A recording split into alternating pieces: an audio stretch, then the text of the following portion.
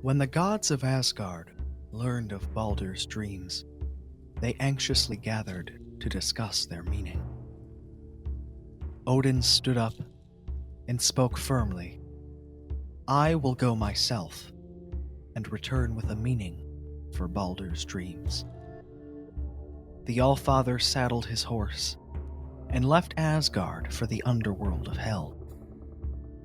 He rode across the branches of Yggdrasil and was greeted by Hel's hound. The beast bore a chest covered with blood and barked to signal the coming of Odin. The Master of Runes took no notice and rode on toward the high house of Hel. Odin dismounted when he came upon the grave of the witch. The High One spoke a spell till her corpse was forced to rise. The goddess of the underworld rose out of the grave and spoke, "Who is this man, unknown to me, who has brought me back to loathsome life?" Odin told her who he was and asked, "Whose arrival are these benches draped with straw for? Why is the floor all covered in gold?" "The mead is brewed," said the witch, "for Baldr's arrival. A shield is placed over the fresh brew. All the gods are in suspense. I was forced to speak. Now I return to silence." A typical account of Norse afterlife involves the mythical realm of Hel. This realm is mentioned throughout Old Norse sources, but is famous for its connection to Baldr in the poetic Edda. In the poem Baldr's Dreams, Odin rides atop his 8-legged horse Sleipnir in search of the undead Cirrus who resides in Hel. In an attempt to find the meaning of Baldr's dreams, Odin enters the underworld and awakens the Cirrus. The figure he awakens is the goddess Hel, who personifies the realm in which she lives. Icelandic historian Snorri Sturluson describes her as being half black and half white in his 13th century prose Edda.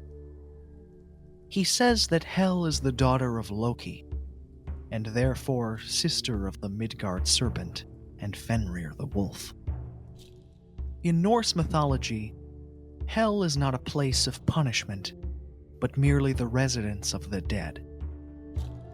Those who have fallen victim to illness or old age are admitted to the underworld. The drowned belong to the sea goddess Ran, and those who have died in battle stay with Odin. Hel is described as being a damp and cold place.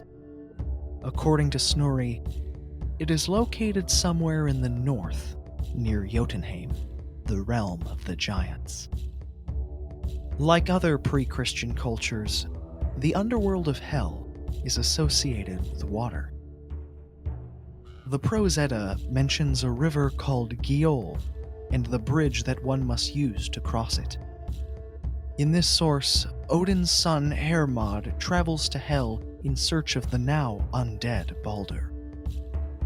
After departing from Asgard, he rides for 9 nights before reaching the river. Hermod is unable to cross the bridge because of the maiden who guards it. Her name is Modgud, and she only allows the dead to cross the river of Gjoll. In the 13th century, Danish historian Saxo Grammaticus wrote that the dead were said to cross a river of swords in order to reach the afterworld. This depiction of the river of Hel is a notable account of how the Norse may have viewed the underworld. While Hel contained the majority of the dead, the most famous vision of Norse afterlife is that of Valhalla, the Hall of the Slain. The poetic Edda provides a detailed description of Valhalla in the list of godly residences found in the poem Grimnismal.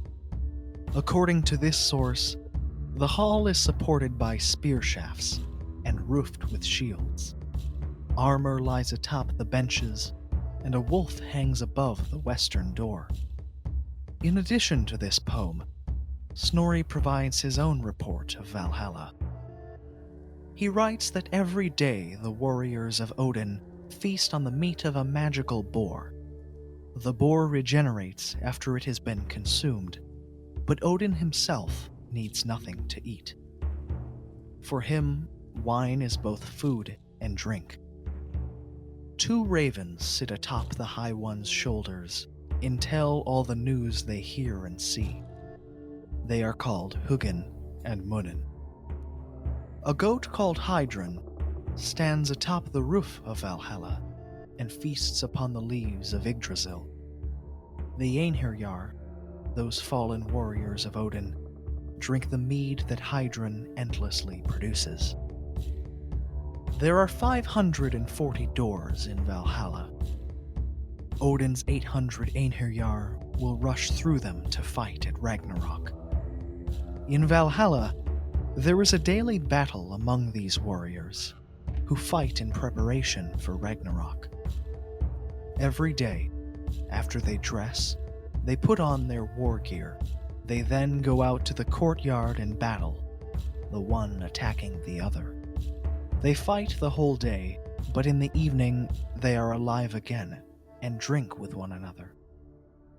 The Eddic descriptions of Valhalla describe a warrior's paradise, a mythical dwelling of those killed in battle. Upon dying sword in hand, the slain belong to Odin's Valkyries. These female death figures decide the fate of fallen warriors. They choose men from among the slain and lead them to Odin in Valhalla. The Valkyries are capable of interfering with battles and often determine which armies will be victorious. One of the earliest sources for these female heroes is a skaldic poem called Hrafnsmal. The poem was composed around 900 AD by a court poet in the service of King Harald Fairhair. Hrafnsmal praises the warlike prowess of King Harald through a conversation between a Valkyrie and a raven. This conversation provides insight into the character of Valkyries in Norse mythology. Let sword-bearers listen, while I recount feats of weapon points concerning Harald the exceedingly wealthy.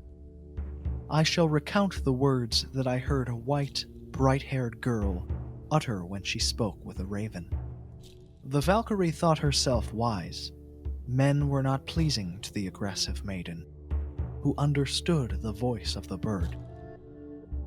The white-throated and bright-eyelashed one greeted the skull-picker who sat on the edge of a cliff.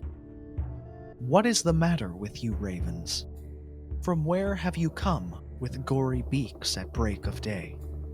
Flesh hangs from your claws. The stench of carrion comes from your mouths. I think you lodged last night near where you knew the corpses lie." The gray-feathered, sworn brother of the eagle gloated and wiped its bill and gave thought to an answer. "We have followed Harald, son of Halfdan, the young king, since we emerged from the egg." The Valkyrie described in Hrafnsmal is said to have bright hair, in association with the upper class in Norse society. The poem also states that men were not pleasing to her, a notion implying her dedication to the service of Odin. Throughout the Norse poems and sagas, Valkyries select men slain in battle and lead them to a warrior's paradise in Valhalla.